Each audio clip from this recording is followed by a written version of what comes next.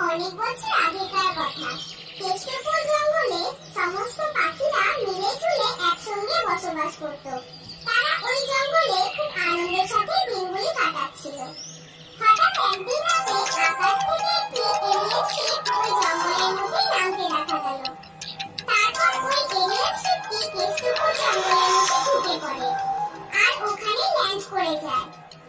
তারপর ওই শিপের থেকে অনেকগুলো এলিয়েন নিচে নেমে আসে আর তারা পুরো জঙ্গলটা ভালো করে দেখতে থাকে। ওই দিনের পর থেকেই রোজ রাতে ওই এলিয়েন শিপগুলো পাখিদের বাসা সমেত ডিমগুলো নিজের শক্তির দ্বারা অদৃশ্য করে ওখান থেকে চলে গেল।